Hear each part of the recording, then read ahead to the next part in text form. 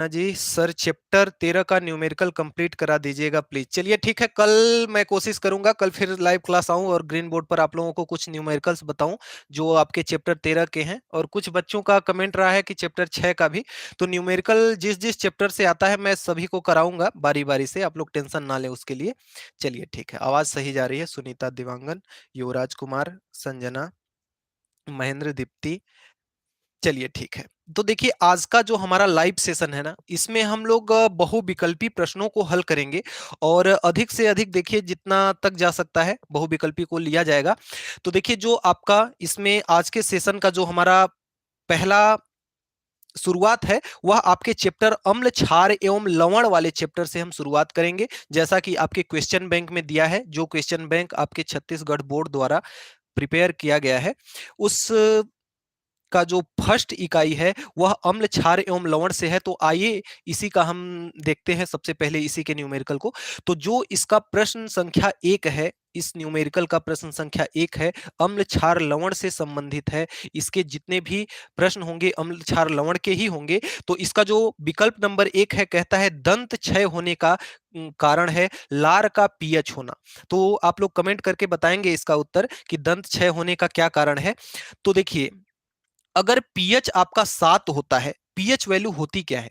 देखिए पीएच मान अगर 7 होता है तो कोई भी जो भी आपका विलयन होगा वह कैसा होगा? उदासीन होगा। और यदि 7 से आपका क्या होता है? अधिक होता है, तो विलयन कैसा हो जाएगा आपका? तो विलयन आपका हो जाएगा क्षार। और यदि आपका 7 से क्या हो जाएगा? कम होगा, तो विलयन कैसा होगा? अम्लीय होगा। देखिए एक चीज और आपको बताता चलूं कि एक अम्ल जो है ना, अम्ल एक ऐसी अ, अम्ल क्या है कि अम्ल के प्रभाव में आने से अच्छे अच्छे लोगों की हालत खराब हो जाती है। तो चाहे वह कुछ भी हो, अम्ल के प्रभाव में अगर आए तो अम्ल उसको क्या करता है? गला देता है।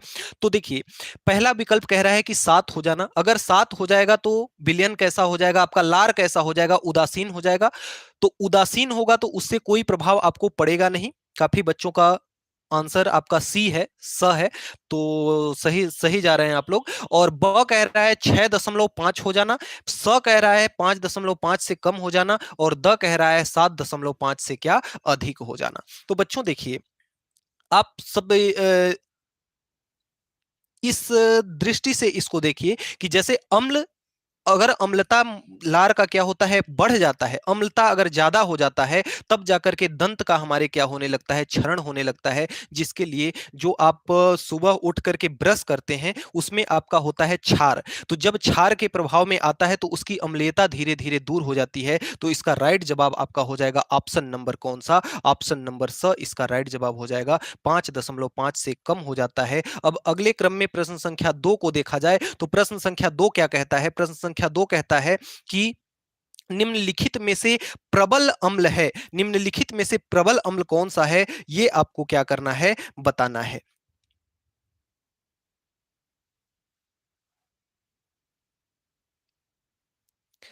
तो देखिए सबसे पहले हम ये जान लेते हैं कि प्रबल अम्ल क्या होता है, दुर्बल अम्ल क्या होता है। तो देखिए प्रबल अम्ल वह अम्ल होता है कि जब हम किसी भी जो हमारे पास सोल्यूशन होता है उसको अगर हम जल में घोल दें और वह आसानी पूर्वक H प्लस आयनों में क्या हो जाए? विघटित तो हो जाए पूर्ण रूप से, तो वह कैसा अम्ल होता है? वह प्रबल अम्ल होता है। और जो प्रबल जो आपके H प्लस आयन में ऐसा विलयन जो H प्लस आयन में पूरी तरह से नहीं बल्कि आंशिक रूप से क्या होते हैं? आंशिक रूप से आपके विलय होते हैं, आंशिक रूप से अलग हो जाते हैं। H प्लस आयन पूर्ण रूप से नहीं होते हुए दुर्बल अम्ल होता है। तो अगर हम HCl को देखें तो HCl क्या है? HCl में जब हम इसको जल में घोलेंगे तो Cl इसका अलग हो जाएगा और H इसका अलग हो जाएगा। ठीक उसी प्रकार से HNO3 भी अलग हो जाएगा, H2SO4 भी अलग हो जाएगा। लेकिन इसका स जो है ना, CH3COOH, इसको जब जल में हम घोलेंगे ना तो इसमें से देखिए ये आपका CH3 है और ये आपका COOH है। तो इसमें से H जो है ना पूरी तरह से आपके जल में नहीं हो पाएगा।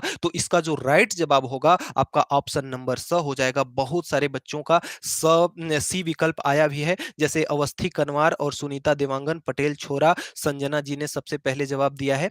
तो चलिए ठीक है, आप सब सही जा रहे हैं। तो इसका जो सही राइट जवाब हो जाएगा वह क्या हो जाएगा, ऑप्शन नंबर स हो जाएगा। अगले क्रम में आपका प्रश्न संख्या 3 जो है, कहता है कि निम्नलिखित में से कौन सा दुर्बल अम्ल है। तो दुर्बल अम्ल वह होता है जो कि आपके जल में घोले जाने पर H प्लस आयन में पूर्णतः विभाजित नहीं होता, आंशिक रूप से विभाजित होता है, दुर्बल अम्ल कहलाता है। तो निम्नलिखित में से कौन सा दुर्बल अम्ल है, इसमें से आपको क्या करना है, छांटना है।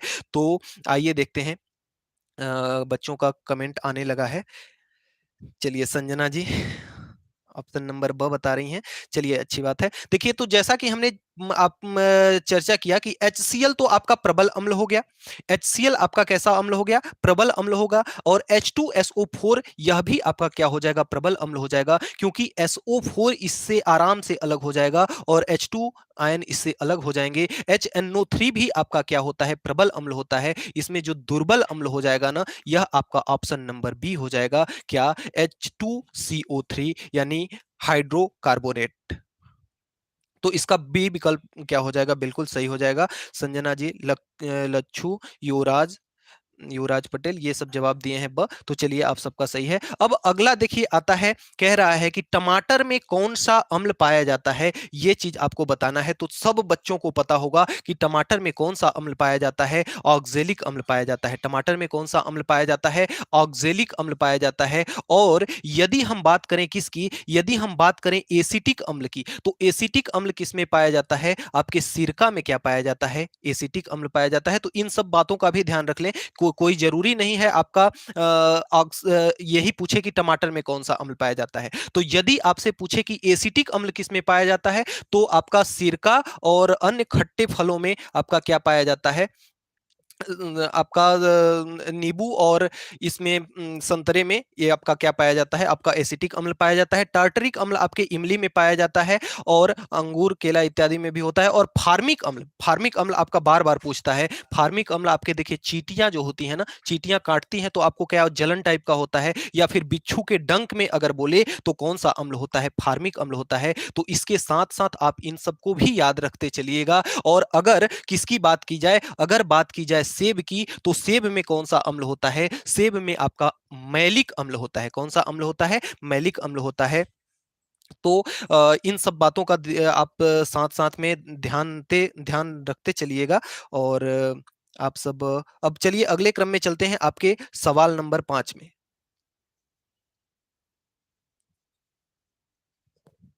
और इसके साथ साथ अगर हम बात करें दूध की, तो दूध में भी कभी कभी पूछ देता है। तो दूध में जो आपका अम्ल पाया जाता है ना, दूध में, दूध, तो दूध में आपका पाया जाता है लैक्टिक एसिड, यानी कि लैक्टिक अम्ल पाया जाता है दूध में। तो दूध में आप याद रखेंगे कि कौन सा अम्ल पाया जाता है, लैक्टिक अम्ल पाया जाता है। अब आइए चलते हैं प्रश्न संख्या 5 में, कहता है किस लवण की प्रकृति अम्लीय होगी। जल्दी से सभी लोग कमेंट करके बताइए कि किस लवण की जो प्रकृति होगी वह कैसी होगी, अम्लीय होगी। किस लवण की प्रकृति अम्लीय होगी। गुड, काफी बच्चों का कमेंट सही आ रहा है। दही और दूध दोनों में पाया जाता है आपका लैक्टिक अम्ल। चलिए,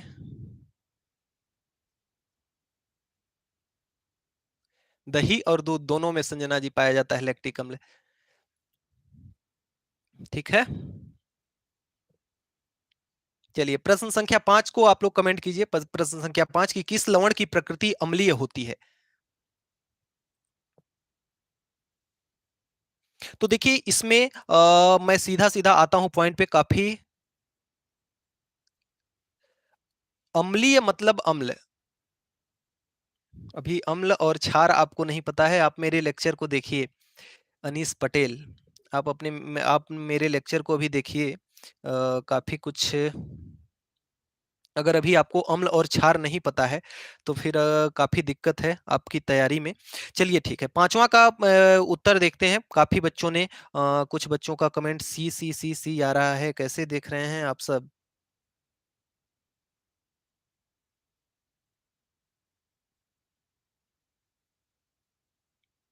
प्रश्न संख्या 5 देखिए, प्रश्न संख्या 5 कहता है कि किस लवण की प्रकृति अम्लीय होगी? तो आइए देखते हैं कि किस लवण की प्रकृति अम्लीय होगी। अगर हम बात करते हैं किसकी, NaCl की, यानी कि सोडियम क्लोराइड को अगर देखते हैं, तो सोडियम क्लोराइड तो आपका पूरी तरह से उदासीन होता है।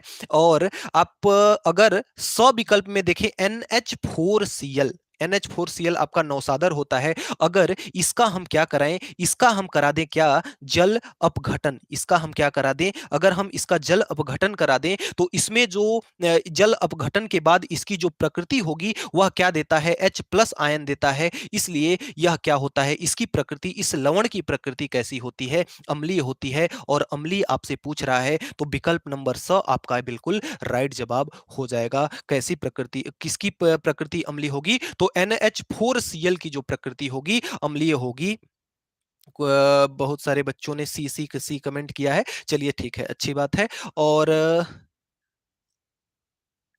अनीस पटेल इंग्लिश मीडियम वाले हैं, चलिए अच्छी बात है। अम्ल का मतलब होता है एसिड, एसिड आप लोग पढ़ते होंगे, एसिड को ही अम्ल कहते हैं हिंदी में। युवराज पटेल जी निश्चित आएगा, 95+ आएगा, कोई बात नहीं, अपनी तैयारी बिल्कुल जारी रखिए। और अगले क्रम में आप प्रश्न संख्या 6 का उत्तर कीजिएगा। प्रश्न संख्या 6 क्या कहता है कि अपच का उपचार करने के लिए निम्नलिखित में से कौन सी औषधि का उपयोग किया जाता है? तो प्रश्न संख्या 6 को आप लोग कमेंट कीजिएगा कि अपच, अपच का मतलब कि जो हम भोजन करते हैं और वह भोजन नहीं पचता है, तो आखिर किस कारण से ऐसा होता है और उसके उपयोग के लिए किस औषधि का उपयोग किया जाता है?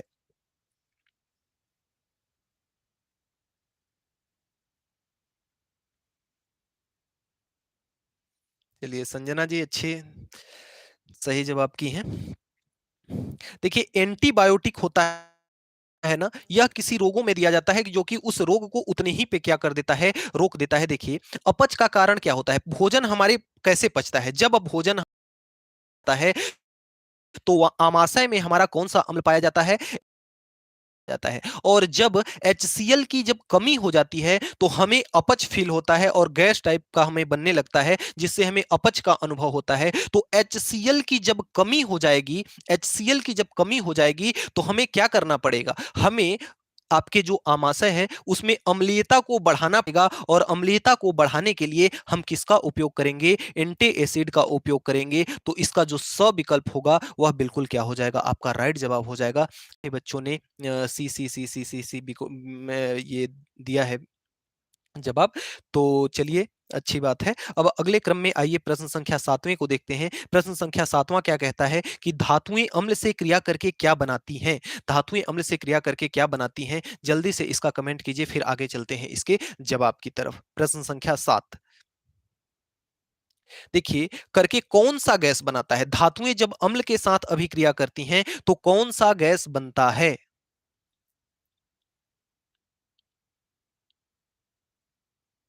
गुड अनीस पटेल।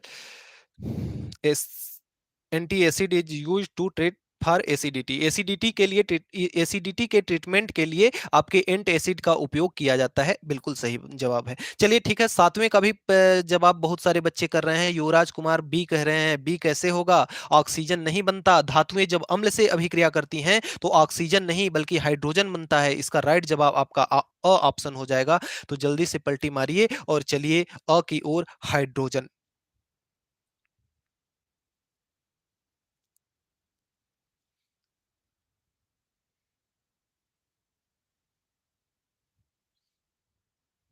चलिए ठीक है, जिसका भी डाटा खत्म हो गया है वो बाद में देख लीजिएगा, यूट्यूब पे वीडियो आपको अपलोडेड मिल जाएगी।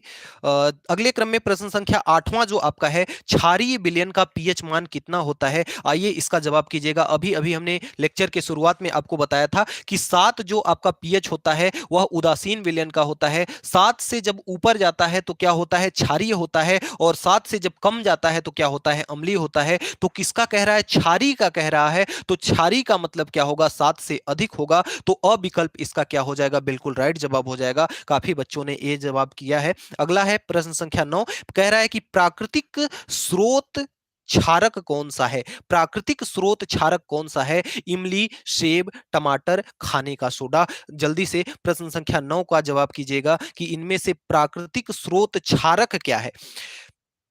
तो चलिए डी भी आ रहा है, ए भी आ रहा है, कैसे कैसे कर रहे हैं, ए कैसे होगा? इमली आपका अम्ल है, यहाँ क्षारक की बात कर रहा है, अम्ल होगा नहीं, क्षारक होगा। क्षारक इसमें से देखिए, सेब भी आपका क्या होता है, उसमें भी अम्ल पाया जाता है, टमाटर क्या है, अम्ल इसमें भी पाया जाता है। तो बिल्कुल जो आपका राइट जवाब हो जाएगा वह ऑप्शन नंबर द हो जाएगा। खाने का सोडा जो है आपका प्राकृतिक स्रोत क्षारक है। तो इसका राइट जवाब आपका हो जाएगा ऑप्शन नंबर कौन सा? ऑप्शन नंबर द इसका क्या हो जाएगा? बिल्कुल राइट जवाब हो जाएगा ऑप्शन नंबर द। अगला है आपका प्रश्न संख्या 10वां, 10वें का जवाब कीजिएगा। दीप्ति नायक 7, अभी आप बहुत पीछे चल रही हैं, चलिए ठीक है। प्रश्न संख्या 10वां देखते हैं। रासायनिक सूचक कौन सा है? रासायनिक सूचक कौन सा है? रासायनिक सूचक को जल्दी से इसमें से छांटिए और बताइए कि रासायनिक सूचक कौन सा है। प्रश्न संख्या 10, हल्दी है कि गुड़हल है कि मेथिल ऑरेंज है कि लाल पत्ता गोभी का रस है? देखिए, रासायनिक सूचक का सबसे पहले मैं अर्थ समझा दूं कि ऐसा सूचक जिसे रासायनिक विधि के द्वारा बनाया गया हो वह क्या होगा? आपका रासायनिक सूचक होगा। तो काफी बच्चों का जवाब आ रहा है सी सी सी सी सी। दीप्ति नायक डी कैसे आप कह रही हैं? डी जो है आपका लाल पत्ता गोभी का रस। तो आप जानते हैं कि गोभी जो है प्राकृतिक से प्राप्त होती है, तो ये रासायनिक तो होगा ही नहीं। रासायनिक मींस जिसे मतलब किसी के द्वारा रासायनिक अभिक्रिया के द्वारा मिला करके उसको बनाया गया हो, अनीस पटेल जी, उसे हम कहते हैं रासायनिक। तो रासायनिक सूचक इसमें पूछ रहा है। और जो आपका हल्दी है ना, यह हमें प्रकृति से प्राप्त होती है। गुड़हल है जो प्रकृति से प्राप्त होती है। लाल पत्ता गोभी जो है, इसका रस जो है हमें प्रकृति से प्राप्त होता है, न कि इसे हम अपने खुद के द्वारा बनाते हैं। तो इसका राइट जवाब जो हो जाएगा वह क्या हो जाएगा? आपका मेथिल ऑरेंज। चलिए दीप्ति नायक जी, अब आपने सही कर लिया है, कोई बात नहीं। मिथिल ऑरेंज। तो इसका राइट जवाब क्या हो जाएगा? आपका मिथिल ऑरेंज। अब 11वां का उत्तर कीजिएगा। 11वां प्रश्न क्या कहता है? 11वां प्रश्न कहता है कि सल्फर डाइऑक्साइड और सोडियम हाइड्रोक्साइड के साथ अभिक्रिया करता है। सल्फर डाइऑक्साइड यानी कि आपका SO2 जब अभिक्रिया करता है किसके साथ? सोडियम हाइड्रोक्साइड के साथ, यानी NaOH के साथ। किसके साथ? Na OH के साथ जब अभिक्रिया करता है तो क्या बनता है? जल्दी से कमेंट बॉक्स में कमेंट करके बताइए, जल्दी से लिखिए कमेंट। चलिए इसमें भी सी सी सी सी आ रहा है। तो आइए देखते हैं क्या है। सोडियम क्लोराइड तथा जल। देखिए यहाँ पे क्लोराइड का तो इसमें कोई जिक्र ही नहीं है, तो क्लोराइड तो आपका बिल्कुल बनेगा नहीं। सोडियम हाइड्रोक्साइड, ब क्या है आपका? Sodium hydroxide.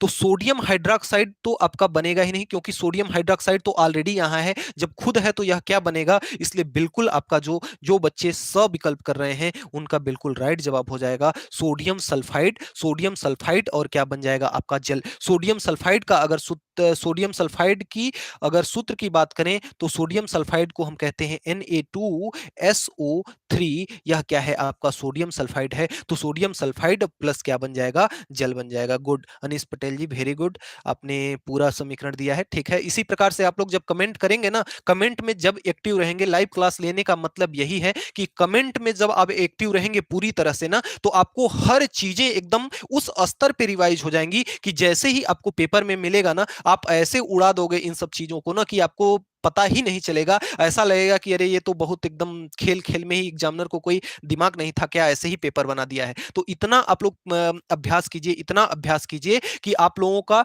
मतलब इतना रिवीजन हो जाए कि आप पेपर देखते ही उसको क्या कर दें? सॉल्व कर दें। अगले क्रम में आइए चलते हैं प्रश्न संख्या 12 पर। जब अम्ल किसी धातु कार्बोनेट के साथ अभिक्रिया करता है तब क्या बनता है? अम्ल जब धातु कार्बोनेट के साथ अभिक्रिया करता है तो क्या बनता है? काफी बच्चों का कमेंट आ रहा है, युवराज पटेल, अनीस पटेल और दीप्ति नायक, सुनीता देवांगन, महेंद्र, इन सबका कमेंट आ रहा है B B B B B B B B, एक सिरे से सब ब ब कह रहे हैं। चलिए देखा जाए क्या बनता है। जब अम्ल किसी धातु कार्बोनेट, जब अम्ल, जैसे मान लेते हैं कि अम्ल क्या है आपका? HCl है। अम्ल क्या होता है आपका? HCl होता है। और धातु कार्बोनेट क्या हो जाएगा? जैसे आपका Na2CO3। यह जब आपस में क्रिया करेगा तो आपका लवण तथा जल तो बनेगा ही बनेगा। लवण तथा सल्फर डाइऑक्साइड ये नहीं बनेगा। लवण तथा हाइड्रोक्लोरिक अम्ल यह भी नहीं बनेगा। लेकिन लवण, जल और कार्बन डाइऑक्साइड यहां पे तीनों बनता है। इसलिए ब विकल्प आपका सही है।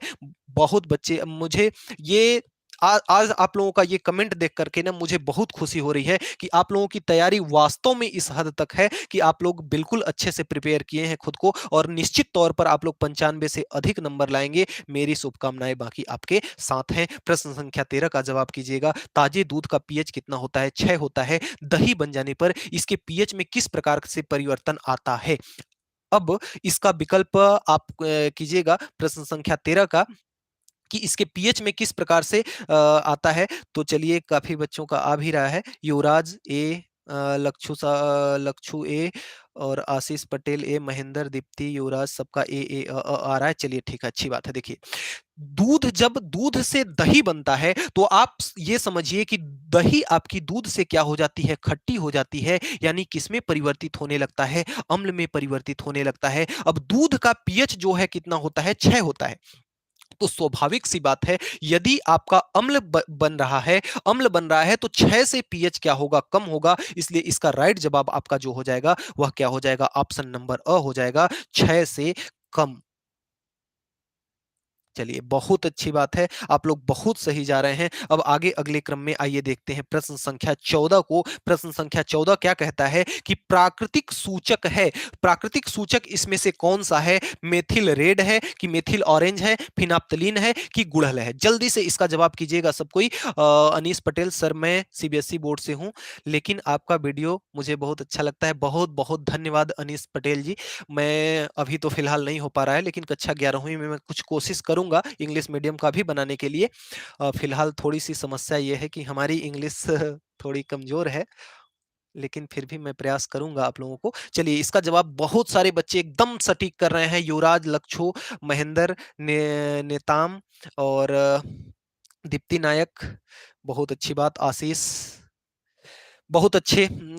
सी सबका आ रहा है। देखिए, मेथिल रेड जो है ना, मेथिल रेड को हम रासायनिक विधि के द्वारा बनाते हैं। मेथिल ऑरेंज को हम किसी रासायनिक विधि के द्वारा बनाते हैं। फिनाप्थलीन को हम रासायनिक विधि के द्वारा बनाते हैं। लेकिन गुड़हल हमें कहां से प्राप्त होता है? प्राकृतिक से प्राप्त होता है। और जो चीज हमें प्राकृतिक से प्राप्त होती है वह क्या होता है? जो सूचक प्राकृतिक से प्राप्त होता है वह प्राकृतिक सूचक कहलाता है। एक बात आती है इसमें सूचक, अगर हम सूचक की बात करें तो सूचक वे माध्यम होते हैं जिनके माध्यम से हम क्या करते हैं कि कोई भी विलयन अम्लीय है या कोई भी विलयन क्षारीय है, इसका जो पता लगाते हैं वे क्या कहलाते हैं? सूचक कहलाते हैं। तो इसको याद रखिएगा। और जो चीज हमें प्राकृतिक से प्राप्त होती है वे कैसे सूचक होते हैं? वे प्राकृतिक सूचक कहलाते हैं। तो इतनी बातें आप याद रखिएगा। अब आगे चलते हैं प्रश्न संख्या कितने? 15 पे। तो प्रश्न संख्या 15 क्या कह रहा है कि अधात्विक ऑक्साइडों की प्रकृति होती है। आइए इसका जवाब कीजिएगा। प्रश्न संख्या 15 की, अधात्विक ऑक्साइडों की प्रकृति कैसी होती है?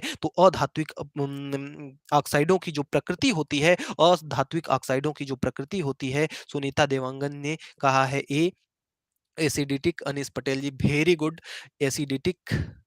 और क्रेक टीम, युवराज, अनीस पटेल, दीप्ति नायक, नेताम, युवराज, दीप्ति, सबका जवाब आ रहा है ए। तो अधात्विक ऑक्साइडों की जो प्रकृति होती है ना, निश्चित तौर पर कैसी होती है? अम्लीय होती है। ओ बच्चों, इस प्रकार से हम इस जो अम्ल, क्षार एवं लवण था उसके सभी आपके जो आपका बहुविकल्पी प्रश्न था उनको सभी हमने कर लिया। और जैसे देखिए, जो पेपर का आपका मॉडल होगा ना उसमें ठीक इसी प्रकार से आपको मिलेगा। सबसे पहले बहुविकल्पी होगा, फिर रिक्त स्थान होगा, फिर उसमें आपको कुछ ना कुछ आपको वही मिलान वगैरह के लिए दिया होगा।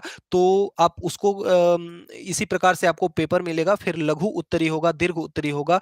और यहाँ पे देखिए कुछ खाने के इसका पीएच भी दिया हुआ है, इसको थोड़ा-सा आप लोग देखेंगे। और जैसे-जैसे मैं सभी का ज़िक्र करूँगा, और जो आपका मेरा टारगेट ये रहेगा कि न्यूमेरिकल्स में काफ़ी बच्चों को दिक्कत आ रही होगी। तो देखिए, न्यूमेरिकल में काफ़ी बच्चों को दिक्कत आ रही होगी। आप लोग बताइएगा जिस-जिस चैप्टर से आता है, मैं उस चैप्टर का न्यूमेरिकल प्रयास करूँगा कि आप लोगों को एकदम इंडिविजुअली ग्रीन बोर्ड पर आप लोगों को समझाया जाए, ताकि अच्छे से समझ में आए आप लोगों को और अच्छा से अच्छा नंबर स्कोर कर सकें। आपके क्वेश्चन बैंक में जो आपका अगले क्रम में जो चैप्टर है, तत्वों का वर्गीकरण, यह एक अच्छा-सा काफ़ी इंटरेस्टिंग चैप्टर है, जिसे मैंने एकदम काफ़ी दिल से पढ़ाया हुआ है। तो इसके लेक्चर को आप लोग अगर नहीं देखे हैं तो इसे ज़रूर देखिएगा। ट इसके डिस्क्रिप्शन में मैं लिंक प्रोवाइड करा दूँगा आपको। देखिए हाँ, अम्लीय वर्षा दीप्ति नायक, अम्लीय वर्षा क्या होता है कि जब अम्लीय वर्षा जो वर्षा के जल का पीएच जो होता है वह घट जाता है तो वो अम्लीय वर्षा होने लगती है। अनीस पटेल जी, मैं आपके आपका पड़ोसी ही हूँ। क्या करेंगे जान के आप कहाँ से हो? बस ये जान लीजिए मैं आपका पड़ोसी ही हूँ। चलिए ठीक है। अब देखिए अगला जो हमारा पार्ट है वह है चैप्टर जो है तत्वों का वर्गीकरण। तो तत्वों का जो वर्गीकरण है उनमें से आइए देखते हैं हम बहुविकल्पी प्रश्नों को, आइए देखते हैं कि इनमें से आप लोगों को कितना बनता है। बहुत ही अच्छा चैप्टर है और केमिस्ट्री का एक माना जाना चैप्टर है। तो आइए देखते हैं इसका जो बहुविकल्पी प्रश्नों का सवाल नंबर 1 है, कहता है कि इन तत्वों में से किसका आयनन विभव सर्वाधिक होगा। सबसे पहले तो हम ये समझेंगे कि आयनन विभव क्या होता है। सबसे पहले हम क्या समझेंगे कि आयनन विभव क्या चीज है। तो जैसे देखिए कोई भी आपका परमाणु है, परमाणु कैसा होता है, धनावेशित होता है और इसके चारों ओर वृत्ताकार कक्षाएं होती हैं जिसमें इलेक्ट्रॉन क्या करता है, जिसमें इलेक्ट्रॉन क्या करता है, चक्कर लगाता है इस प्रकार से। अब यदि इसमें से जैसे ये इसके अंतिम कोष का इलेक्ट्रॉन है और इस इलेक्ट्रॉन को जब हमें इससे बाहर निकालना होगा, इससे जब इस इलेक्ट्रॉन को हमें क्या करना होगा, बाहर निकालना होगा, तो इसको बाहर निकालने के लिए हमें जितनी ऊर्जा की जरूरत होगी उसे हम आयनन ऊर्जा या आयनन विभव के नाम से जानते हैं। जितना भाई एनर्जी, किसी भी परमाणु को जब एनर्जी देते हैं तो वह इलेक्ट्रॉनों का क्या करता है, त्याग करता है। तो देखिए अब देखते हैं कि कौन सा ऐसा इसमें से परमाणु है कि जिसका आयनन विभव क्या होगा, सर्वाधिक होगा। देखिए एक चीज आप ध्यान दे लीजिएगा कि जिस भी तत्व का परमाणु क्रमांक ज्यादा होगा, परमाणु क्रमांक ज्यादा का मतलब यह है कि उसका आकार क्या होगा, बड़ा होगा। परमाणु क्रमांक का मतलब होता है इलेक्ट्रॉनों की संख्या, और इलेक्ट्रॉनों की संख्या और प्रोटॉनों की संख्या क्या होती है, आपस में बराबर होती है। तो परमाणु क्रमांक जिसका ज्यादा होगा उसका उतना ही बड़ा क्या होगा, आपका परमाणु होगा। और जितना ही बड़ा परमाणु होगा उसका नाभिक से प्रभावी नाभिकीय आवेश का मान क्या होगा, कम होगा। भाई नाभिक का आकर्षण, जैसे अगर कोई इलेक्ट्रॉन यहां पर है इसमें और कोई इलेक्ट्रॉन यहां पर है, तो इसमें जो प्रभावी नाभिकीय आवेश होगा, नाभिक जो इस इलेक्ट्रॉन पर बल लगाएगा और जो नाभिक इस इलेक्ट्रॉन पर बल लगाएगा, तो यह इलेक्ट्रॉन नाभिक के ज्यादा समीप है, इसलिए इस पर लगने वाला बल क्या होगा, अधिक होगा, और इस पर लगने वाला बल क्या होगा, कम होगा। तो अगर जिस पर लगने वाला बल कम होगा उसको निकालने के लिए हमें कम ऊर्जा देनी पड़ेगी। तो इससे बात एक स्पष्ट यह हो जाती है, इससे स्पष्ट बात यह हो जाती है कि जिसका परमाणु नाभिक जितना छोटा होगा, जितना परमाणु नाभिक जितना छोटा होगा, जितना ही उसकी कक्षाएं छोटी होंगी, उतना ही ऊर्जा हमें क्या उतना ही जो नाभिक का इस पर बल है वह ज्यादा होगा, और बल जितना ही ज्यादा होगा उतना ही हम आयनन विभव का मान क्या होगा, जितना ही बल क्या होगा, ज्यादा होगा, उतना ही आयनन विभव का मान ज्यादा होगा, यानी उतना ही ऊर्जा उसको ज्यादा देनी होगी। तो देखिए जो आपका Na है, Na का परमाणु क्रमांक कितना होता है, 11, और जो कार्बन है, कार्बन का परमाणु क्रमांक होता है 6, और Mg का जो परमाणु क्रमांक होता है, Mg का परमाणु क्रमांक कितना होता है, 12, और जो आपका फ्लोरीन है, फ्लोरीन का परमाणु क्रमांक कितना होता है, 9। तो देखिए इसमें सबसे छोटा परमाणु कौन सा है, इसमें चलिए जल्दी में ही लेंगे, थोड़ा सा बस एक कंसेप्ट को समझ लीजिए। इसमें सबसे छोटा परमाणु किसका है, सबसे छोटा परमाणु किसका है, कार्बन का है। सबसे छोटा परमाणु किसका है, कार्बन का है।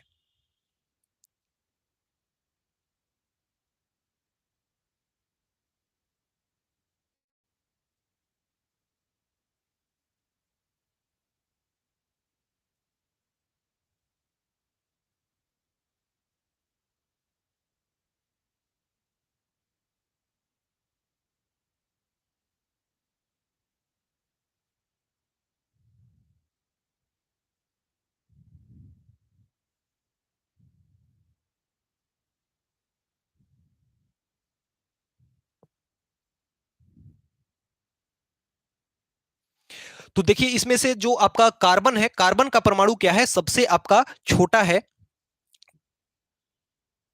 लेकिन यहां पे आपका कार्बन नहीं आएगा।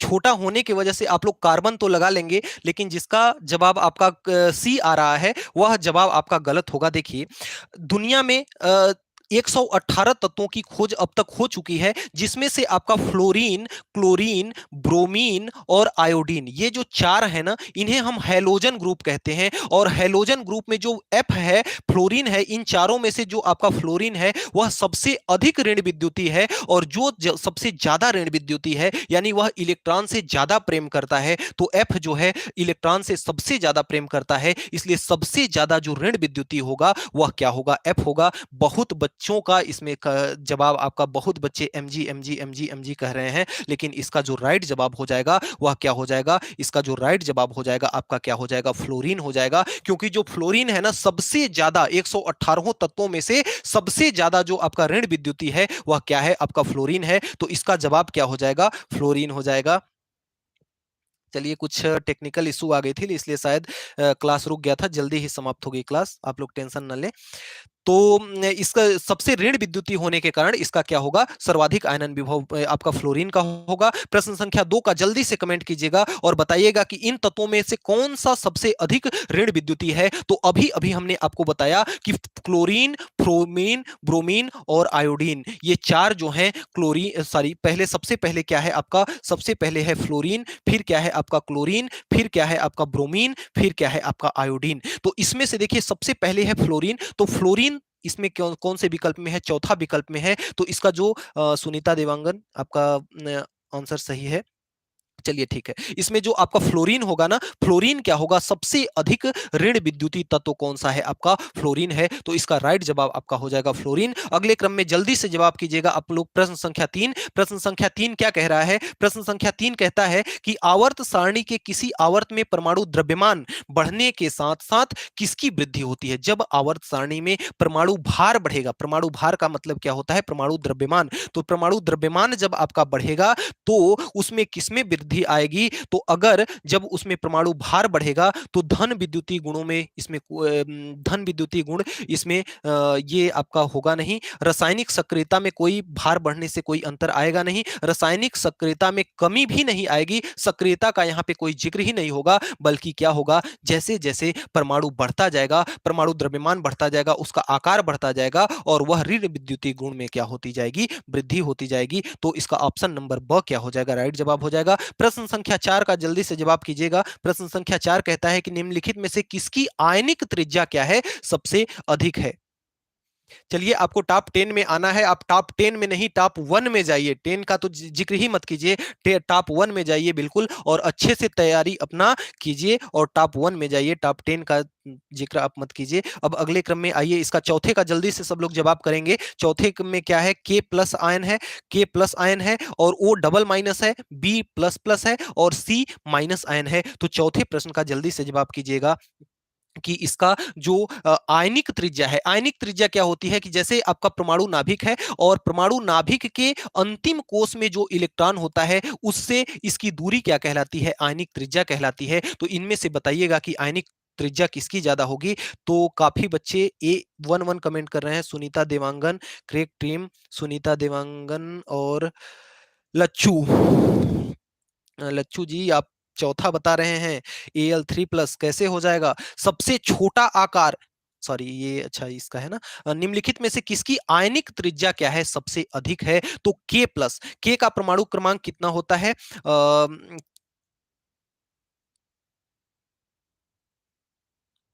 देखिए जब आवर्त सारणी में हम बाएं से दाएं चलते हैं तो उसमें हमारे नाभिकीय आवेश, प्रभावी नाभिकीय आवेश क्या होता है, बढ़ता है, और जब प्रभावी नाभिकीय आवेश बढ़ता है तो ऋणावेश,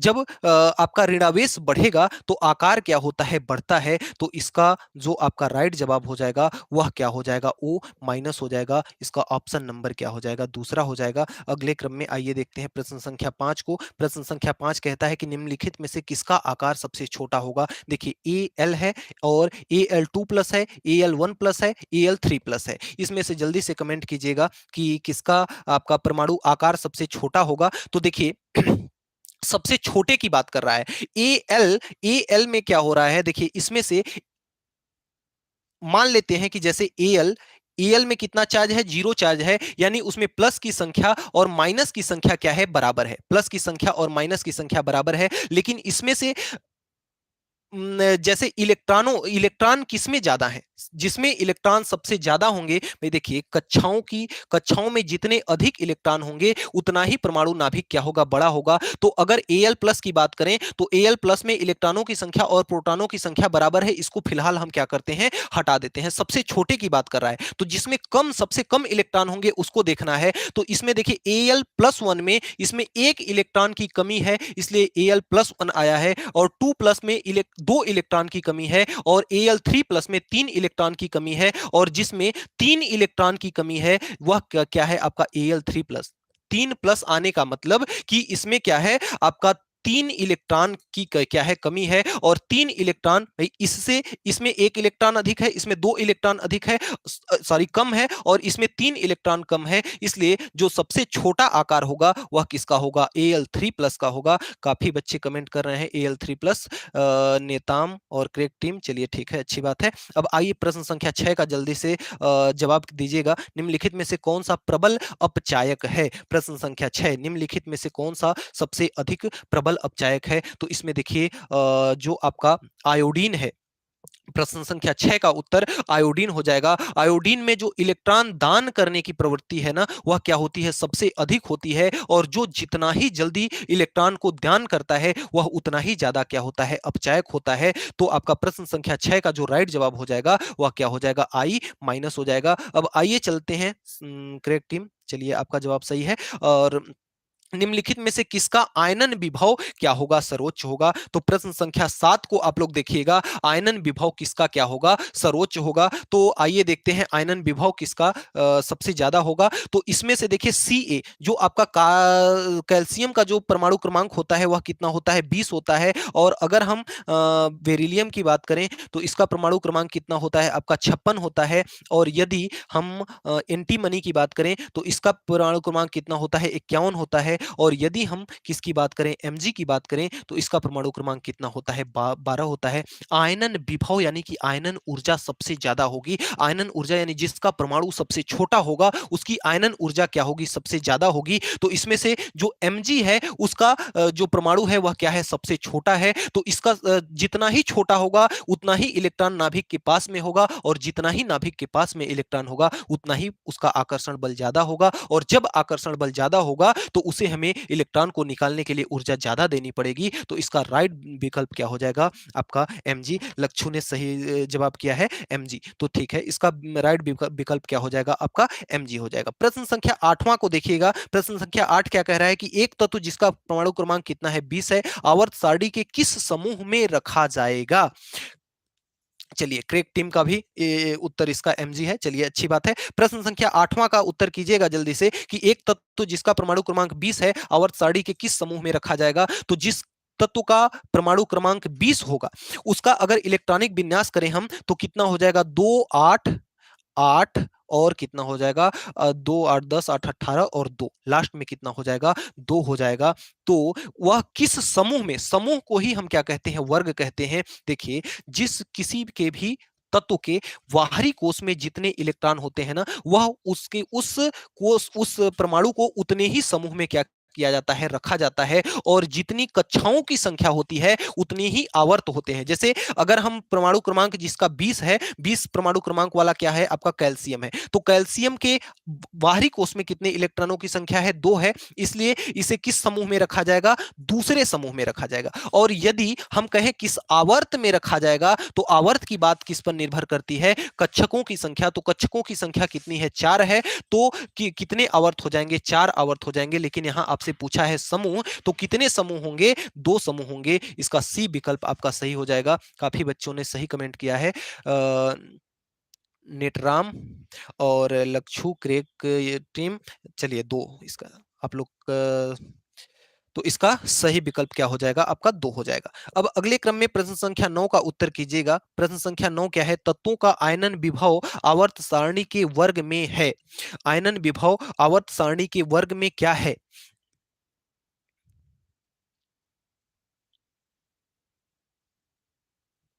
तो देखिए आयनन विभव का मान जो है ना आवर्त सारणी के वर्ग में जाने पर क्या होता है, परमाणु आकार के साथ क्या होता है, घटता है, बढ़ता नहीं है बल्कि क्या होता है, घटता है। तो इसका जो 9वें का सही जवाब हो जाएगा वह प्रश्न संख्या 2 हो जाएगा। प्रश्न संख्या 10वां आपका क्या कहता है, प्रश्न संख्या 10वां कहता है कि आवर्त सारणी में एक वर्ग के सभी तत्वों के लिए समान होता है। क्या आवर्त सारणी में एक वर्ग, वर्ग किसे कहते हैं, जैसे ये आपकी खड़ी खड़ी जो लाइन आपके आवर्त सारणी में दिखती होगी उसे हम क्या कहते हैं, वर्ग कहते हैं। तो अगर हम वर्ग की बात करें, अगर हम वर्ग की बात करें तो वर्ग में जब हम कहता है कि वर्ग, एक वर्ग के लिए सभी तत्वों के लिए क्या समान होता है, तो सभी तत्वों का जो परमाणु भार होता है इसमें जैसे जैसे नीचे की ओर जाएंगे परमाणु भार और परमाणु क्रमांक दोनों क्या होते हैं, बढ़ते हैं। परमाणु क्रमांक क्या हो, भार क्रमांक भी क्या होता है, बढ़ता है। लेकिन बंध बनाने में इलेक्ट्रॉनों की संख्या, जैसे अगर एक वर्ग की बात करें पर्टिकुलर हम, तो हर एक वर्ग के जो वर्ग में जो तत्व होते हैं उनके आखिरी कोषों में इलेक्ट्रॉनों की संख्या जो होती है वह सही होती है। तो लक्षू लाल ने जवाब दिया है 4 और क्रेग टीम ने भी जवाब दिया है 4। तो आप लोगों का बिल्कुल राइट जवाब है। इसका जो राइट जवाब हो जाएगा, बंध बनाने में इलेक्ट्रॉनों की संख्या किसी वर्ग में क्या होती है, समान रहती है। अब अगले क्रम में प्रश्न संख्या 11 का उत्तर कीजिएगा। एक तत्व का परमाणु क्रमांक कितना है, 11 है। इसके ऑक्साइड की प्रकृति कैसी होगी, तो जिसका परमाणु क्रमांक 11 है वह तत्व कौन सा होता है, वह तत्व आपका कौन सा है, वह तत्व आपका क्या है, सोडियम है। सोडियम यानी कि Na का जो परमाणु क्रमांक होता है वह कितना होता है, 11। तो Na की प्रकृति कैसी होती है, इसका जवाब कीजिएगा प्रश्न संख्या 11 का। Na की प्रकृति जो होती है, Na क्या है, आपका धातु है। Na क्या है, आपका धातु है। और धातुओं के ऑक्साइड की जो प्रकृति होती है, धातुओं के ऑक्साइड की जो प्रकृति होती है वह गुड। नेताम और क्रेक टीम, क्षारीय क्षारीय क्षारीय क्षारीय, good good good, very good. इसकी प्रकृति कैसी होती है, क्षारीय होती है। जो भी धातु है, किसी भी धातु के ऑक्साइड की जो प्रकृति होती है वह हमेशा कैसी होती है, क्षारीय होती है। अगले क्रम में प्रश्न संख्या 12वें का उत्तर कीजिएगा कि बोरान, कार्बन, नाइट्रोजन और ऑक्सीजन के इलेक्ट्रॉन बंधुता का क्रम क्या है। इलेक्ट्रॉन बंधुता यानी बंध बनाने की क्षमता का जो क्रम है वह क्या है, इसको आपको क्या करना है, जवाब देना है। देखिए इसमें अगर हम बोरान के परमाणु क्रमांक की बात करें तो कितना होता है, 5। और अगर कार्बन की बात करें तो कितना होता है, 6। और यदि नाइट्रोजन की बात करें तो होता है 7। और ऑक्सीजन की बात करें तो कितना होता है, 8। अब अगर आप इसके इलेक्ट्रॉन बंधुता की बात करें तो इलेक्ट्रॉन बंधुता को अगर ऐसे देखा जाए तो जिसका परमाणु क्रमांक सबसे ज्यादा है उसकी इलेक्ट्रॉन बंधुता क्या होगी, इलेक्ट्रॉन बंधुता उसकी क्या होगी, सबसे ज्यादा होगी। लेकिन यहाँ पे थोड़ी सी आपको थोड़ा सा यहाँ पे आपको अंतर दे देगा, क्योंकि जो आपका बोरान है ना, इसमें जो आपका क्या है, बोरान है ना, बोरान का अगर इलेक्ट्रॉनिक विन्यास करें तो कितना होता है, 2 और 3 होता है। इसका इलेक्ट्रॉनिक विन्यास क्या होता है, 2 और 3 होता है। और यह जो आपका बोरान है ना, बोरान आपका क्या हो जाएगा, जैसे इसका अगर क्रम हम लिखें तो सबसे पहले तो आपका O आ जाएगा और उसके बाद क्या आ जाएगा, O के बाद क्या है आपका N है। तो O के बाद आपका यहाँ पे आपका आ जाएगा क्या, देखिए बोरान नहीं, यहाँ पे अगर हम किसकी बात करें, अगर हम कार्बन की बात करें तो कार्बन का अगर इलेक्ट्रॉनिक विन्यास करें तो कार्बन का इलेक्ट्रॉनिक विन्यास 2 और कितना आएगा, 4। यानी कि यह अर्ध अस्थाई कक्षक है। जो कार्बन है ना यह अर्ध अस्थाई कक्षक है, इसलिए कार्बन की स्थिति थोड़ा सा बदल जाएगी और यह O से कहां आ जाएगा, O के जस्ट बाद में आ जाएगा। जो आपका कार्बन है O के जस्ट बाद में आ जाएगा। फिर से आपका आएगा कौन सा, बोरान। और फिर से आपका कौन सा आ जाएगा, आपका नाइट्रोजन आ जाएगा। तो यह क्रम आपका जिस विकल्प में दिया होगा वह बिल्कुल सही विकल्प है।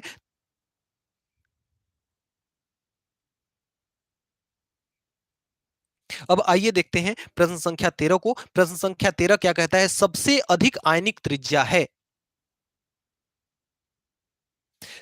सबसे अधिक आयनिक त्रिज्या है प्रश्न संख्या 13 कि किसकी सबसे अधिक आयनिक त्रिज्या है। तो देखिए जो सबसे ज्यादा,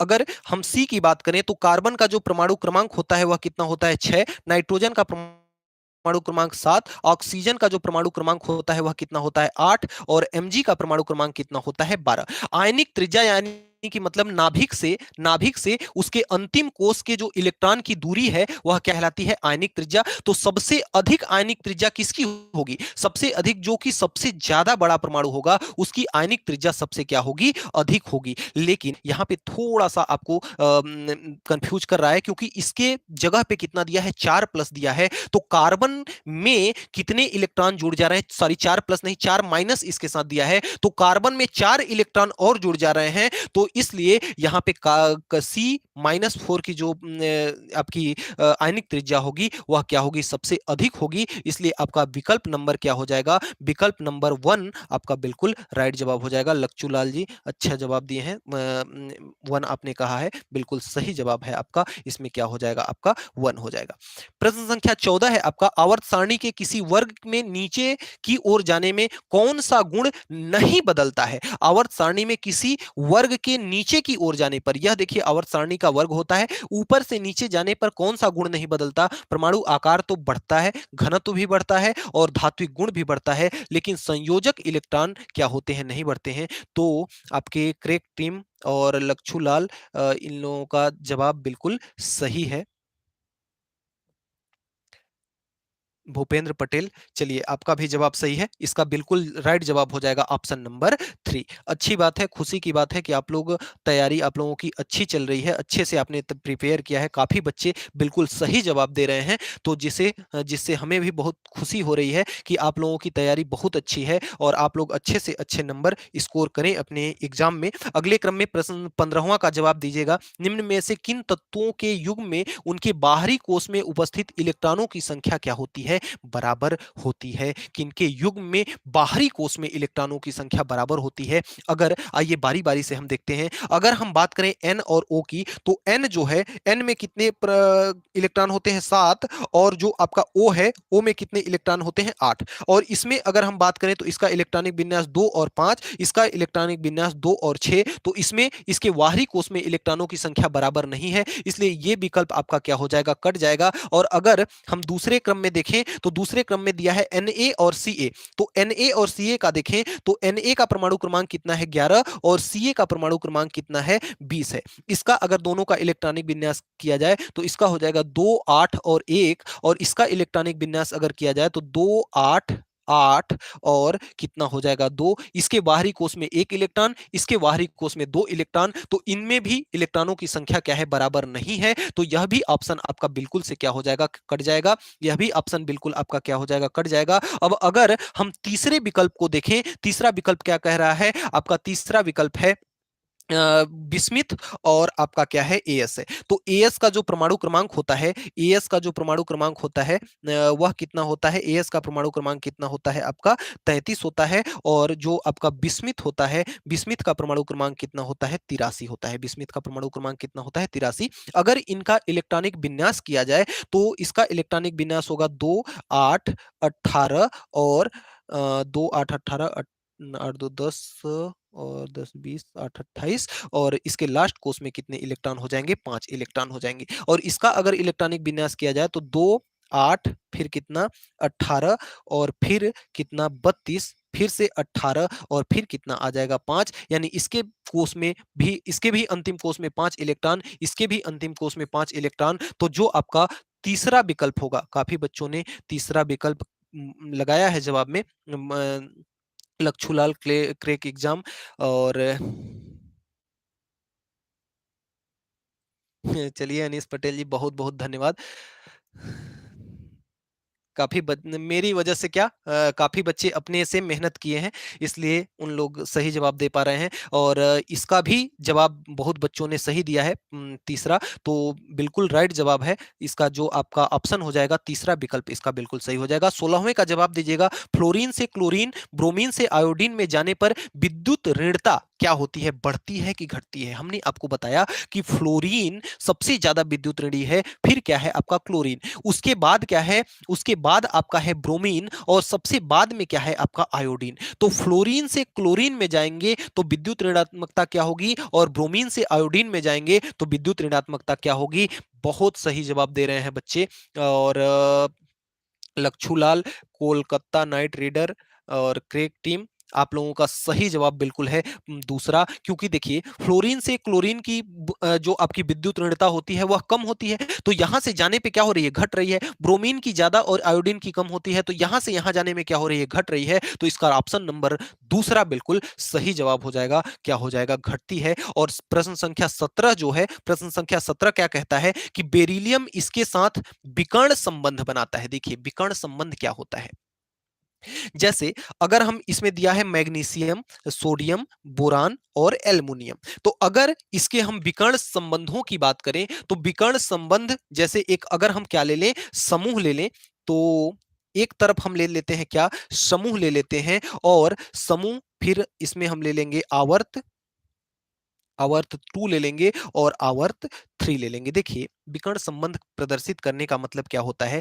जैसे एक टेबल इस प्रकार से हम इसको क्या कर लेंगे, बना लेंगे। समूह में हम रख लेंगे पहला समूह, दूसरा समूह और 13वां समूह और 14वां समूह। बीच में आपका जो 2 से 13 के बीच में होता है वो आपके बीच में डी ब्लॉक के तत्व होते हैं, तो उनको हम नहीं लेंगे। 1 2 और 13 14 हम ले ले रहे हैं, जिसमें से आप पहले समूह में आपका क्या हो जाता है, लिथियम हो जाता है। फिर दूसरे में क्या आ जाता है, बेरिलियम आ जाता है। फिर आप जब यस ब्लॉक के बाद पी ब्लॉक में जाएंगे तो आपका बोरान आ जाएगा, फिर क्या आ जाएगा, आपका कार्बन आ जाएगा। इसमें अगर वो आवर्त 3 में अगर हम देखें, आवर्त 3 में देखा जाए तो इसमें आपका क्या आता है, सोडियम आता है, फिर आता है मैग्नीशियम आता है, और फिर क्या आता है, एल्युमिनियम आता है, और फिर क्या आता है, आपका एंटीमनी आता है। अब इसमें देखिए विकर्ण संबंध, विकर्ण का मतलब आप जानते हैं कि ऐसे जो तिरछा मिल रहे होंगे, ये क्या है, आपके विकर्ण संबंध है। यह क्या है, आपके विकर्ण संबंध है। तो देखिए यह इसके साथ मिल रहा है, यह इसके साथ, यह इसके साथ। आपसे पूछ क्या रहा है कि बेरिलियम किसके साथ, तो बेरिलियम कहां है आपका, बेरिलियम ये है, यह किसके साथ विकर्ण बना रहा है, एल्युमिनियम के साथ विकर्ण बना रहा है। तो बेरिलियम किसके साथ बना रहा है विकर्ण, एल्युमिनियम के साथ बना रहा है। लक्षू लाल जी का सही जवाब है, crack exam Kolkata night reader और इन सब का ऑप्शन नंबर 2 है। तो जो बेरिलियम है किसके साथ बना रहा है, एल्युमिनियम के साथ बना रहा है। तो कैसे आप लोग 2 कर रहे हैं, Kolkata night reader crack exam 2 आप लोगों का कैसे होगा, बेरिलियम किसके साथ बना रहा है, एल्युमिनियम के साथ बना रहा है। और एल्युमिनियम किस ऑप्शन में है, आपके ऑप्शन नंबर 4 में दिया हुआ है। तो इसका जो आपका राइट जवाब हो जाएगा वह क्या हो जाएगा, एल्युमिनियम हो जाएगा। तो जी निताम पटेल जी, अच्छी बात है, थोड़ा सा ध्यान दें।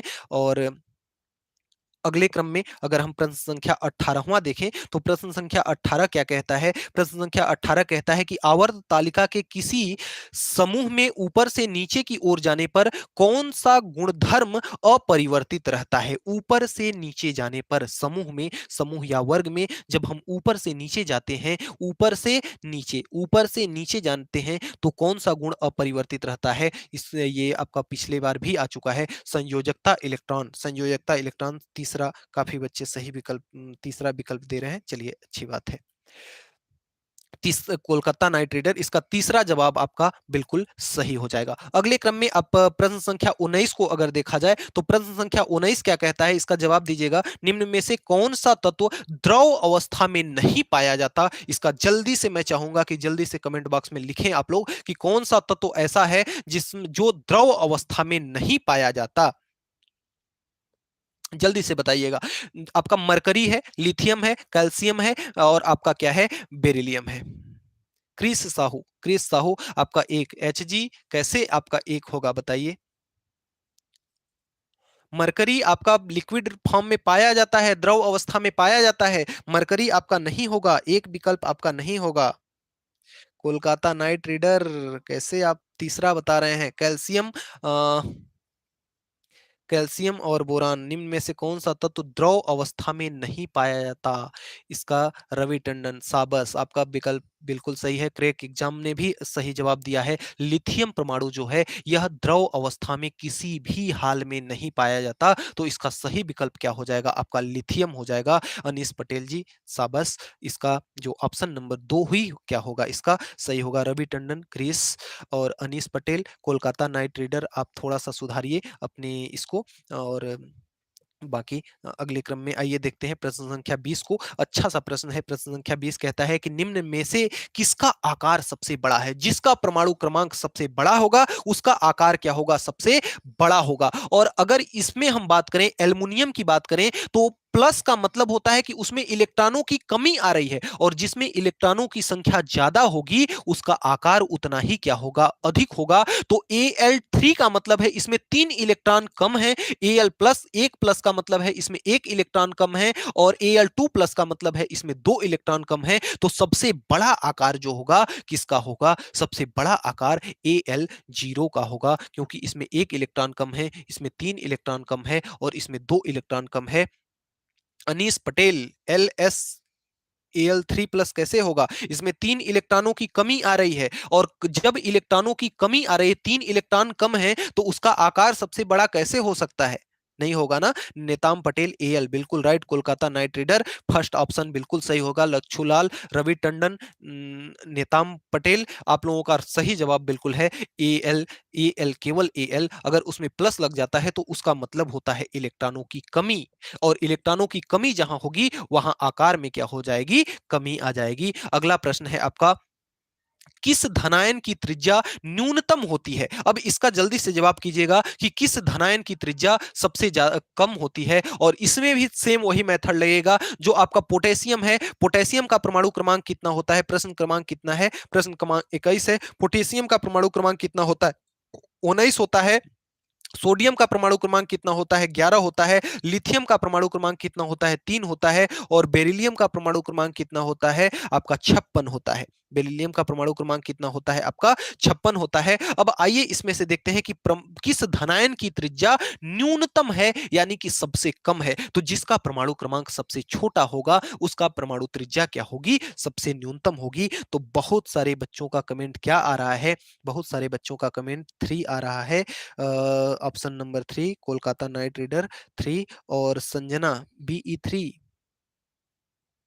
कैसे BE3 प्लस? नहीं, ऑप्शन में तो है ही नहीं, BE2 प्लस है। तो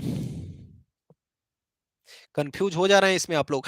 किस धनायन की त्रिज्या न्यूनतम होगी? तो जिस धनायन का परमाणु क्या होगा, जिस धनायन का परमाणु छोटा होगा उसकी त्रिज्या है भाई। आखिरी कोष से नाभिक की दूरी, आखिरी कोष से नाभिक की दूरी परमाणु त्रिज्या कहलाती है। तो जिसमें कम इलेक्ट्रॉन होंगे, जिसका परमाणु कोष छोटा होगा उसकी त्रिज्या क्या होगी? न्यूनतम होगी, उसकी त्रिज्या कम होगी। तो यहाँ पे किसका सबसे कम है? आपका पोटेशियम का 19 है, सोडियम का 11 है, बेरिलियम का कितना है? 56 है। तो यहां से आप लिथियम को अगर देखेंगे तो लिथियम का कितना है? 3 है। तो लिथियम जी, रवि टंडन, क्रिस साहू और कोलकाता नाइट राइडर, संजना जी थोड़ा सा आप मिस्टेक कर दी। यहाँ पे कितना है आपका? इसका जो राइट जवाब हो जाएगा वह क्या हो जाएगा? Li प्लस हो जाएगा। इसका कौन सा जवाब हो जाएगा? तीसरा प्रश्न, तीसरा विकल्प इसका सही जवाब हो जाएगा। अगले क्रम में प्रश्न संख्या 22 को जल्दी से आप लोग जवाब कीजिएगा कि किस तत्व का प्रथम आयनन विभव सबसे अधिक होता है? आयनन विभव किस तत्व का सबसे अधिक होता है? आयनन विभव का मतलब कि आखिरी कोष से उसके अंतिम कोष से इलेक्ट्रॉनों को निकालने के लिए, इलेक्ट्रॉन को निकालने के लिए जो ऊर्जा देनी होती है उसे हम क्या कहते हैं? आयनन विभव। तो जो नाभिक से इलेक्ट्रॉन जो जितनी दूरी पर होगा, जितना ज्यादा दूरी पर होगा, उसको उतना ही उसका आयनन विभव क्या होगा? कम होगा। यानी नाभिक से जैसी जैसे दूरी बढ़ती जाएगी उसका आयनन विभव का मान क्या होता जाएगा? कम होता जाएगा।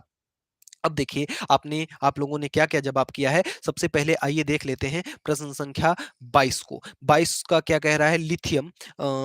लिथियम का जो आपका परमाणु क्रमांक होता है, लिथियम का परमाणु क्रमांक कितना होता है? 3 होता है। और अगर हाइड्रोजन का देखा जाए तो हाइड्रोजन का 1 होता है। आयरन का अगर देखा जाए तो आयरन का कितना होता है? 26 होता है। और यूरेनियम का अगर देखा जाए तो यूरेनियम का कितना होता है? 92 होता है। अब किसका आयनन विभव अधिक होगा? किसमें से इलेक्ट्रॉन को निकालने के लिए हमें कम ऊर्जा देनी पड़ेगी? तो देखिए, जो आपका लिथियम और हाइड्रोजन जो है ना, यह जरूरत से ज्यादा छोटा है, यानी जरूरत से ज्यादा नाभिक के करीब है, इसलिए यह क्या होता है? दूसरी चीज की देखिए, हाइड्रोजन और लिथियम जो है ना, यह एस ब्लॉक का तत्व है। इसमें क्षारीय मृदा धातुओं को रखा गया है और ये इलेक्ट्रॉन का त्याग जल्दी से कर देते हैं।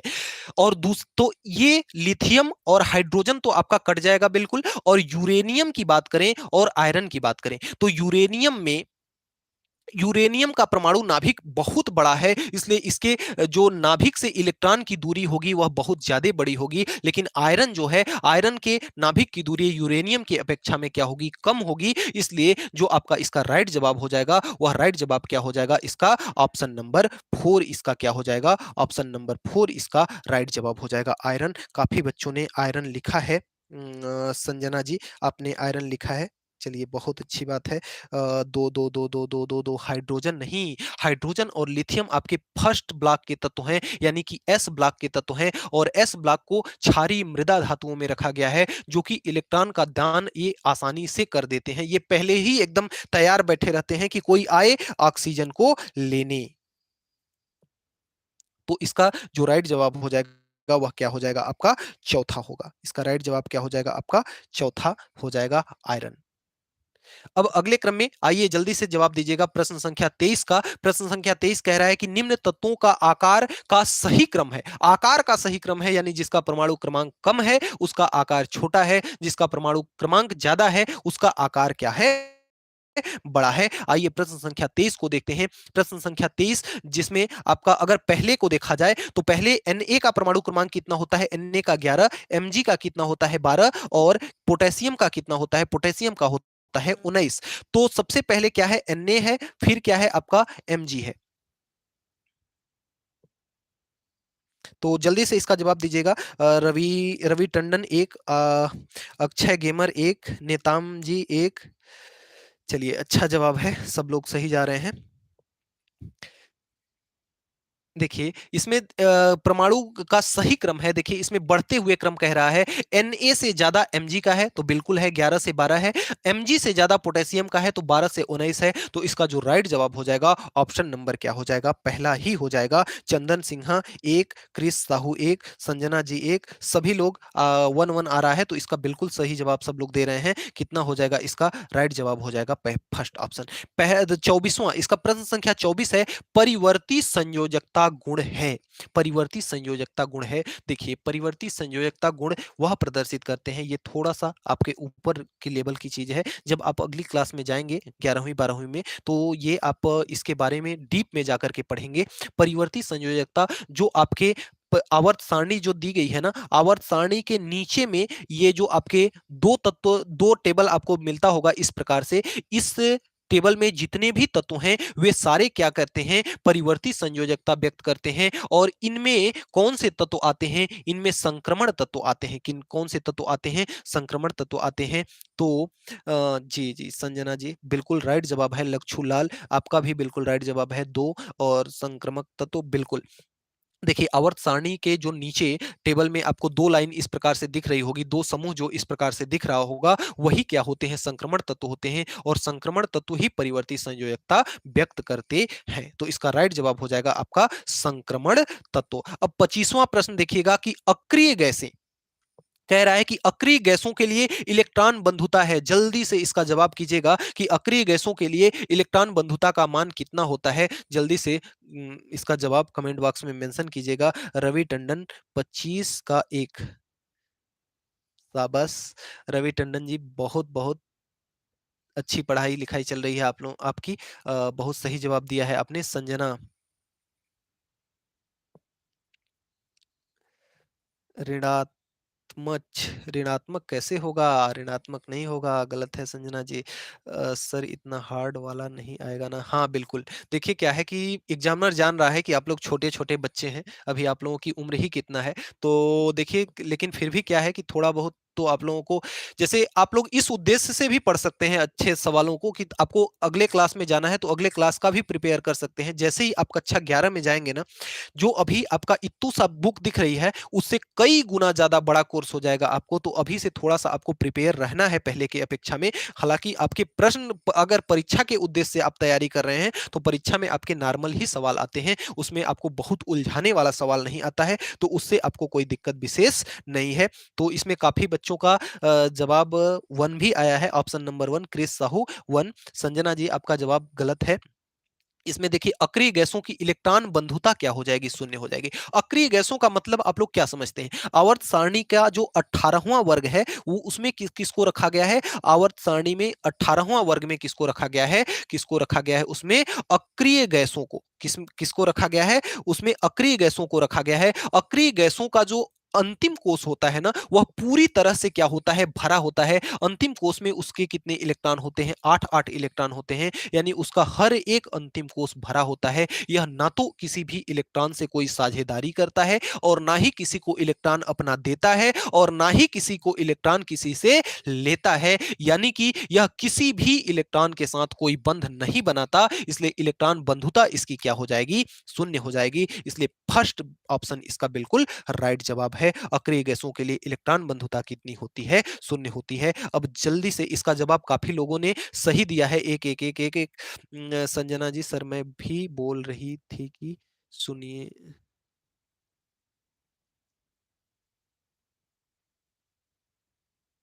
नहीं नहीं, ऋणात्मक तो होगा ही नहीं, क्योंकि अक्रिय गैसें किसी भी तत्वों के साथ कोई क्रिया नहीं करती। इसलिए अगर आपने कहीं पढ़ा है कि इसकी इलेक्ट्रॉनिक बंधुता ऋणात्मक होगी, तो यह आपने गलत पढ़ा है। किसी भी अक्रिय गैसों की जो इलेक्ट्रॉन बंधुता होती है, इलेक्ट्रॉन के साथ बंध बनाने की जो क्षमता होती है, यह इलेक्ट्रॉन के साथ ना तो किसी प्रकार की साझेदारी करती हैं अक्रिय गैसें, और ना ही इलेक्ट्रॉन को लेती हैं और ना ही इलेक्ट्रॉन को देती हैं। यानी इनको कोई मतलब नहीं होता। यह पूरी तरह से क्या होती हैं? अस्थाई होती हैं, और जो अस्थाई होता है उसको देश दुनिया से कोई मतलब नहीं होता। इसलिए इसकी इलेक्ट्रॉन बंधुता बिल्कुल शून्य ही होगी।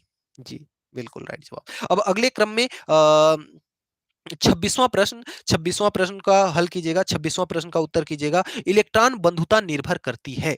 जल्दी से जवाब कीजिएगा, देखते हैं कितने बच्चे इसका जवाब सही दे पाते हैं। इलेक्ट्रॉन बंधुता निर्भर करती है, अभी अभी ही हमने बताया इलेक्ट्रॉन बंधुता के बारे में। तो जल्दी से जवाब कीजिएगा। संजना जी डी, लक्षूलाल 4 सही जवाब। चलिए ठीक है। देखिए परमाणु आकार तो इलेक्ट्रॉन बंधुता पर कोई मैटर करता नहीं। नाभिकीय आवेश जरूर मैटर करता है, और परमाणु क्रमांक इसमें कोई मैटर नहीं करता। परमाणु आकार और नाभिकीय आवेश दोनों करते हैं। तो परमाणु आकार और नाभिकीय आवेश, इसका विकल्प नंबर 4 जो हो जाएगा बिल्कुल सही हो जाएगा। संजना जी और लक्षूलाल जी ने सही जवाब दिया है। ऑप्शन नंबर 4 इसका बिल्कुल राइट जवाब हो जाएगा। अब अगले क्रम में प्रश्न संख्या 27 है। जल्दी से आइए प्रश्न संख्या 27 का जवाब दीजिएगा कि सबसे कम इलेक्ट्रॉन बंधुता है। सबसे कम इलेक्ट्रॉन बंधुता किसकी है? जल्दी से कमेंट करके बताइएगा कि सबसे कम इलेक्ट्रॉन बंधुता किसकी है। इलेक्ट्रॉन बंधुता, सबसे कम इलेक्ट्रॉन बंधुता किसकी है? अगर हम इसके इलेक्ट्रॉनिक परमाणु क्रमांक की बात करें, तो O का परमाणु क्रमांक 8, और N का जो परमाणु क्रमांक होता है, नाइट्रोजन का जो परमाणु क्रमांक होता है वह कितना होता है? 7। और जो आपका आर्गन है, आर्गन का जो परमाणु क्रमांक होता है, आर्गन का परमाणु क्रमांक कितना होता है? 18 आपका होता है। और जो आपका फ्लोरीन है, फ्लोरीन का परमाणु क्रमांक कितना होता है? 9। तो इलेक्ट्रॉन बंधुता, सबसे कम इलेक्ट्रॉन बंधुता किसमें है?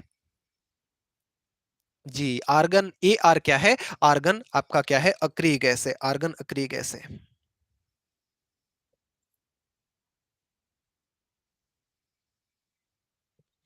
तो इसके अगर O8 को देखा जाए, तो इसके इलेक्ट्रॉनिक विन्यास को देखें तो 2 और कितना हो जाएगा? 6। यानी इसमें 2 इलेक्ट्रॉन की कमी है। N को देखा जाए तो इसका हो जाएगा 2 और 7, यानी इसमें 1 इलेक्ट्रॉन की कमी है। 18 आपका पूरी तरह से भरा हुआ है, 2, 8 और 8, तो इसमें कोई इलेक्ट्रॉन की कमी नहीं है। F अगर फ्लोरीन को देखा जाए, तो फ्लोरीन को अगर इसका इलेक्ट्रॉनिक विन्यास करें तो 2 और कितना हो जाएगा आपका?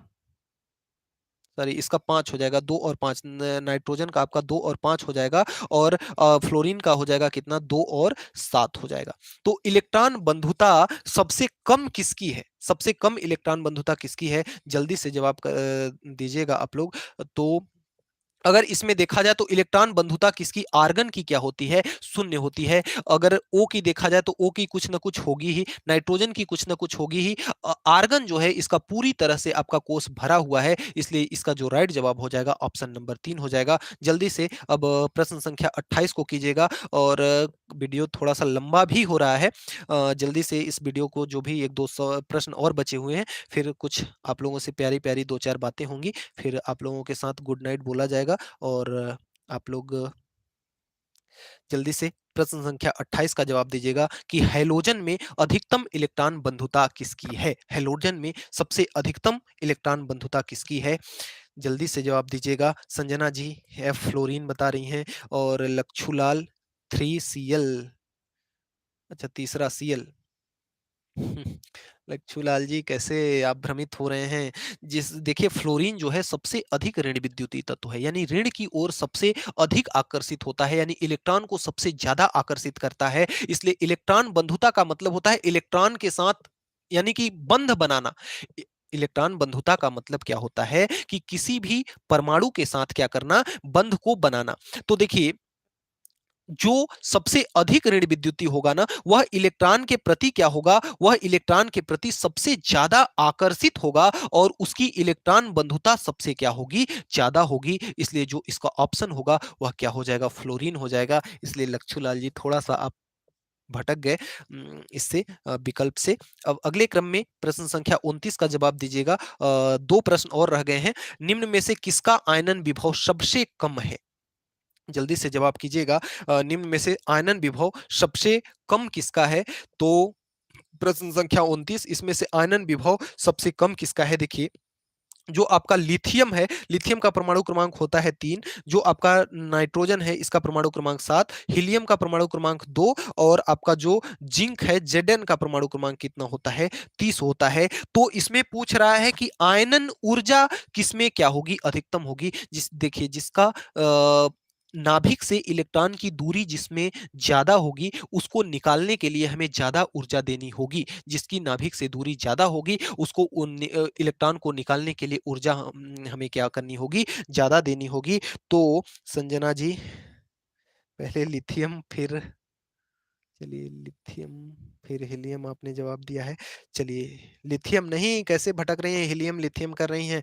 यहाँ पे आपका क्या हो जाएगा, हीलियम। हीलियम परमाणु के नाभिक से इलेक्ट्रॉन को निकालना अत्यंत मुश्किल हो जाएगा, और उसे ज्यादा ऊर्जा दे। अच्छा इसमें क्या पूछ रहा है, निम्न में से किसका आयनन विभव सबसे कम होगा। तो हीलियम में जो आयनन विभव होगा, आयनन विभव का मान सबसे ज्यादा होगा। हीलियम के आयनन विभव का मान सबसे ज्यादा होगा, क्योंकि इसके इलेक्ट्रॉन की दूरी क्या है, सबसे कम है। और सबसे कम है यानी कि इलेक्ट्रॉन इसको जबरदस्त तरीके से पकड़ के रखा है, इसलिए हीलियम यहां पे बिल्कुल होगा ही नहीं, हीलियम आपका कट जाएगा। लिथियम यानी इसका भी परमाणु एकदम छोटा है, तो लिथियम का भी नाभिक जो है इलेक्ट्रॉन को कस के पकड़ के रखा होगा, इसलिए इसको ज्यादा आयनन विभव की जरूरत है, बल्कि कम नहीं। अगर नाइट्रोजन को देखा जाए तो यह भी नहीं होगा, बल्कि इसका राइट जवाब क्या हो जाएगा, जिंक हो जाएगा। इस बार तो सभी ने क्या किया, एक भी बच्चों का सही कमेंट नहीं आया। इसका जिंक हो जाएगा, जिसका परमाणु त्रिज्या जिसकी ज्यादा होगी, नाभिक से इलेक्ट्रॉन की दूरी जितनी ही ज्यादा होगी, उतना ही उसको कम ऊर्जा से उस इलेक्ट्रॉन को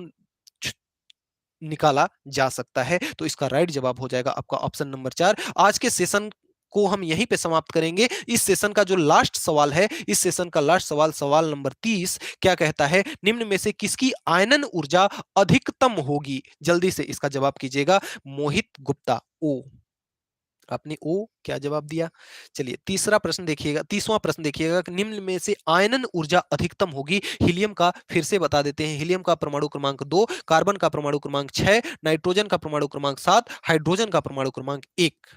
अब देखिए इसमें कह रहा है कि निम्न में से आयनन ऊर्जा किसकी अधिकतम होगी। हाइड्रोजन को तो छोड़ दीजिए, हाइड्रोजन अलग जाति का है, हाइड्रोजन को बिल्कुल निकाल दीजिएगा। हाइड्रोजन, संजना जी जवाब दे रही हैं, हाइड्रोजन को बिल्कुल निकाल दीजिएगा। आयनन ऊर्जा किसकी अधिकतम होगी, तो हाइड्रोजन थोड़ा सा हर एक तत्व से क्या है, अलग है, तो हाइड्रोजन को विकल्प में ना लेने का ही प्रयास कीजिएगा। और इसका जो राइट जवाब हो जाएगा आपका, देखिए हीलियम से परमाणु नाभिक का जो बाहरी कक्षा के इलेक्ट्रॉन है, उसकी दूरी क्या होगी, सबसे कम होगी, इसलिए आयनन ऊर्जा का सबसे अधिकतम मान किसका होगा, आपका हीलियम का होगा, ना कि हाइड्रोजन का। यह देखिए थोड़ा सा कंफ्यूज कर सकता है सवाल आपको। लक्षूलाल जी ने सही जवाब दिया है हीलियम। तो आज के सेशन को यहीं पे समाप्त किया जा रहा है। बहुत लंबा सेशन हो चुका है और काफ़ी बच्चे थक भी चुके हैं और यदि आप लोगों का कोई अ, बातचीत हो, कोई अगर प्रश्न हो तो आप चंदन सिन्हा एचई जी बिल्कुल। इसका 30वां का जो आपका राइट जवाब हो जाएगा, वह क्या हो जाएगा? आपका हीलियम हो जाएगा। तो बच्चों, आज के सेशन को यहीं पे समाप्त किया जाता है और यदि आपको आप लोगों का कोई प्रश्न है, तो जल्दी से कमेंट कीजिए। थोड़ी बहुत जो भी बातचीत हो, फिर चला जाए। काफ़ी समय भी हो चुका है और आप लोगों के साथ इतना समय तक बने रहने में मुझे बहुत ही अच्छा लगा और आप लोगों की तैयारी देख कर के वास्तव में दिल गदगद हो गया, दिल एकदम प्रसन्न हो गया। हाँ, टाइम बिल्कुल ज़्यादा हो गया है और आप लोगों के सोने का भी समय हो गया।